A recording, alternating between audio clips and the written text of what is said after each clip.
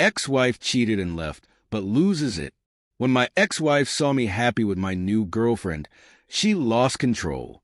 When Sarah, my wife, walked out of my life, she left behind a trail of destruction. At that time, I couldn't understand the depth of the betrayal she had caused.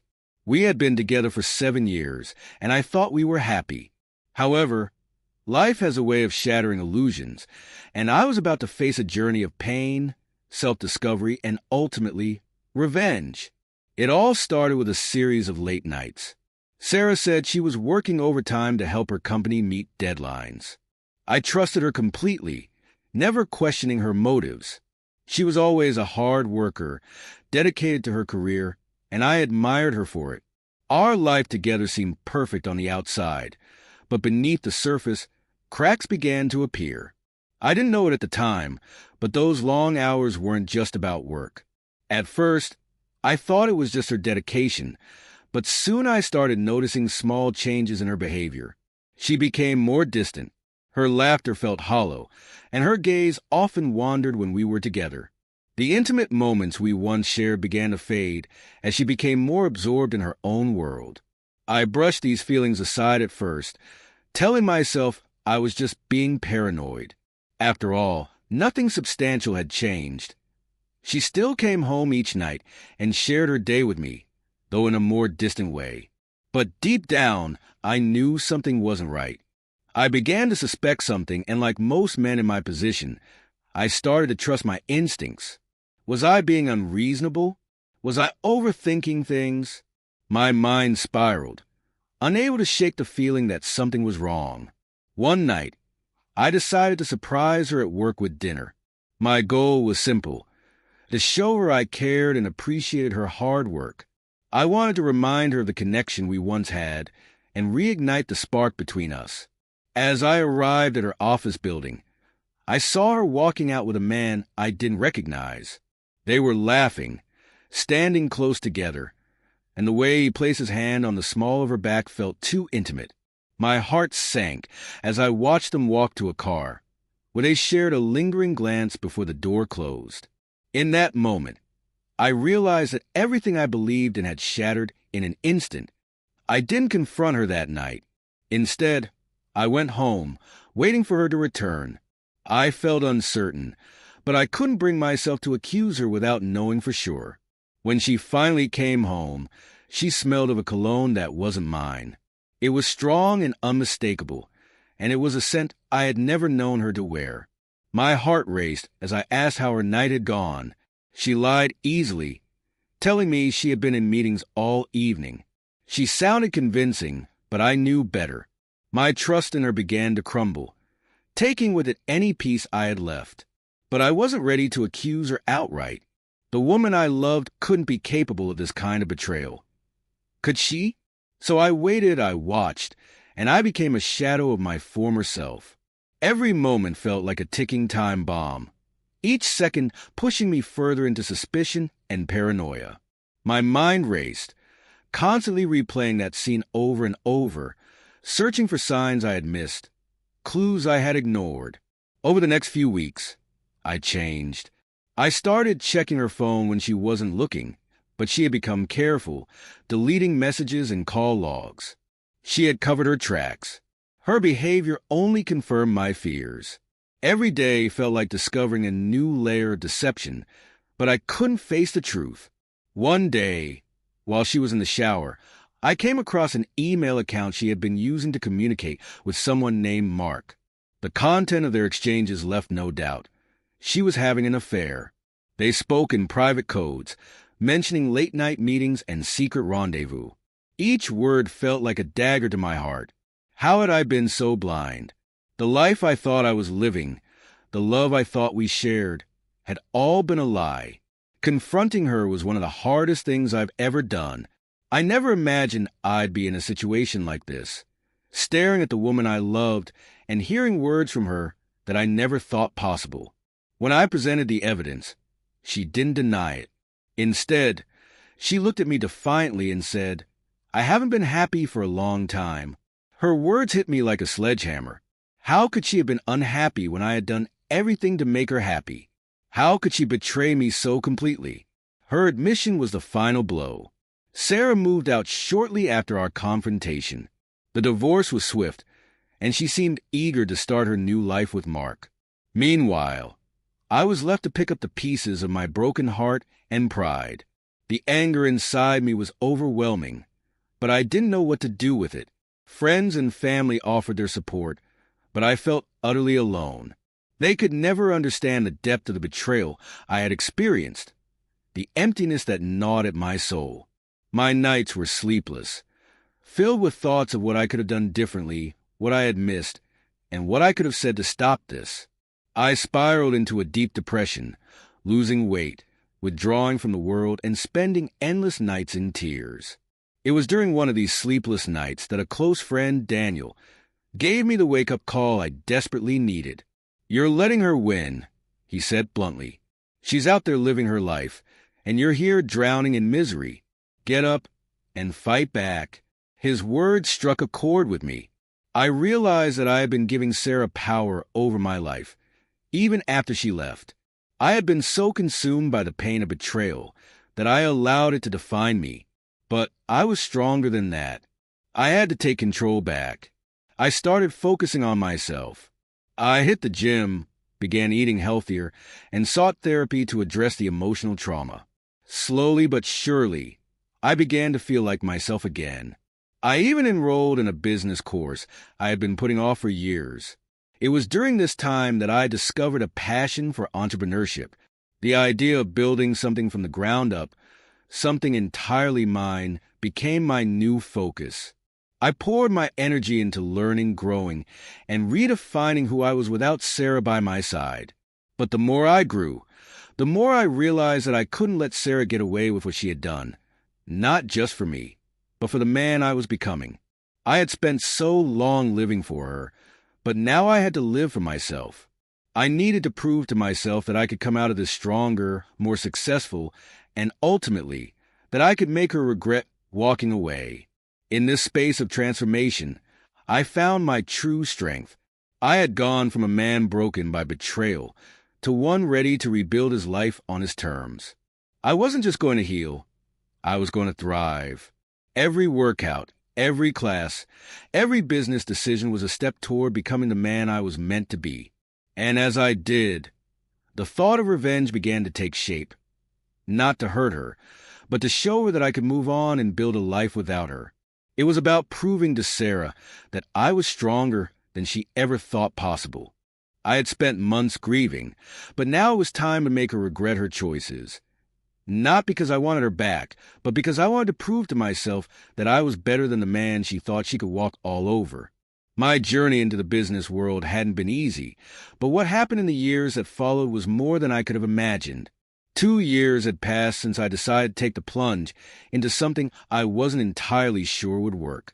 To say it was a risk would be an understatement. I was a man broken by the betrayal of a woman I had once loved, unsure of who I was or where my life was headed. But somehow, despite all of that, my venture took off faster than I had expected. I went from a man who couldn't even see a way out of the dark days after my divorce to someone who was thriving, building a business that not only brought in money, but more importantly, gave me a sense of purpose. I found something I had lost: confidence. Confidence not just in my abilities as an entrepreneur, but in myself as a person. I could look in the mirror and feel proud of the man I was becoming. It wasn't easy. There were days when the weight of my past tried to drag me back down. There were moments when I questioned whether I was truly healed. But with each small success, with each victory, I grew stronger. My friends noticed a change in me. "You look happier than I've ever seen you," they would say. And for the first time in years, I believed them. I felt like I was finally on solid ground. But life, as it often does, has a way of throwing curveballs when you least expect them. Just as I was beginning to feel invincible, Sarah reappeared in my life out of nowhere. It started with an email, just a simple, unassuming message. "Hi, how have you been?" At first, I thought it was some kind of mistake, maybe a wrong recipient. Why would she reach out to me after everything that had happened, after everything she had done? But curiosity got the best of me. I clicked on the email, reread it several times, and after much deliberation, I decided to reply. My response was polite but distant, cautious, and certainly not welcoming. I didn't want to get tangled in whatever emotional web she was trying to weave. The messages that followed were a series of revelations I never saw coming. Sarah was no longer the woman who had left me heartbroken and betrayed. Instead, she seemed lost, broken, and humbled. She told me about Mark, the man she had left me for, the man who, as it turned out, had cheated on her. She explained how devastated she felt, how he had torn apart the life she thought she'd built with him, and how humiliated she was by the betrayal.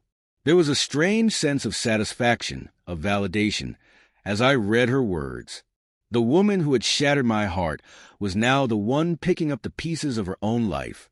But more than that, there was something else, a deep-seated desire for closure, for something more than just a ghost of her haunting me.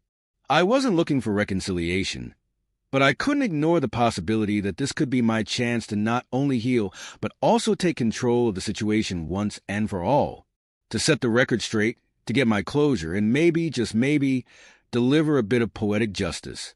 I agreed to meet Sarah for coffee. When I saw her for the first time in years, it felt like stepping back into a past I had long since buried. Her eyes widened, and I could only interpret it as regret. She took in the changes in me, the way I had grown, how much more confident I seemed, and how my posture now reflected the man I had become. I had become someone she barely recognized. She commented on how different I looked, how happy I seemed, how successful I had become. There was a hint of admiration in her voice, and it was almost as if she wanted to be part of my life again. But I wasn't going to make it that easy for her. I played along, pretending to entertain the idea of rekindling something between us. I was aware of her vulnerability now, of her desire to turn the page and start fresh. She spoke about her struggles, how hard the past few years had been for her, how much she missed the life we had shared. She expressed her regrets and her apologies, as if I could somehow forgive her and let the past slide. I listened, feigning sympathy, but inside, I was reminding myself of all the pain she had caused me, of all the broken promises, all the lies, and all the ways she had hurt me. I kept my emotional distance, refusing to let myself slip back into old habits, refusing to let her back into my life without making her fully understand what she had taken from me. Weeks passed, and our meetings became more frequent. Each time, I let her believe there might be a chance for us. It was like playing a game where I held all the cards, and I wasn't going to let her get away with what she had done. As she opened up to me about her pain and regrets, I took it all in. But in the back of my mind, I knew this was about more than just Sarah. This was about me. This was my chance to close that chapter for good, to put an end to the toxic cycle of self-doubt and hurt that she had left me with. Then came the moment of reckoning. I had been planning it for weeks, crafting the letter that would serve as my final word on the matter. It wasn't something I took lightly. I wasn't interested in revenge, but I needed Sarah to understand the full impact of her actions. During one of our meetings, I handed her the letter. It was neatly typed, every word carefully chosen to convey the message I needed her to hear. The letter detailed everything I had been through after our divorce, how I had struggled to pick myself up and rebuild my life, how the pain of losing her had nearly broken me. But it also showed the person I had become, the man who, despite it all, had emerged stronger. I ended the letter with a message that, to me, was more powerful than anything I could have said face to face. I'm grateful for the lessons you taught me, but I've moved on. I hope you find the strength to do the same. Her reaction was immediate. I watched her face crumble as she read the words. The woman who had once torn my heart apart was now the one who seemed to be falling apart. She tried to argue, to convince me that we could start over, that we could find a way back to each other. But I stood firm, resolute in my decision. Walking away from her that day felt like shedding the last remnants of the pain she had caused me. I had finally closed the door to that chapter. I had taken control of my story today. I stand in a much better place. I've come to understand that forgiveness doesn't mean forgetting. It means not letting the past control your present or future. Sarah's betrayal was a painful chapter, but it was also the catalyst for my growth. It taught me how resilient I could be, how strong I was, and how important it is to surround yourself with people who lift you up, not tear you down. Since then, I found love again, this time with someone who values me for who I am. Together, we are building a life filled with trust, support, and mutual respect. It's everything I had hoped for, everything I thought I had lost. And for the first time in a long time, I know that I deserve it. As for Sarah, I hear bits and pieces of her life, still struggling to put the pieces back together. Part of me feels sorry for her, but another part of me understands that she is facing the consequences of her own choices. Life, in its own way, has a way of balancing the scales, and I'm living proof that no matter how dark the moments may be, you can rise above them. In the end, I've learned that with perseverance, with self-respect, and with the right support, you can emerge stronger, more fulfilled, and more confident than you ever thought possible. And as for Sarah, well, she's no longer the one who holds the power in my life. That power lies with me, where it belongs,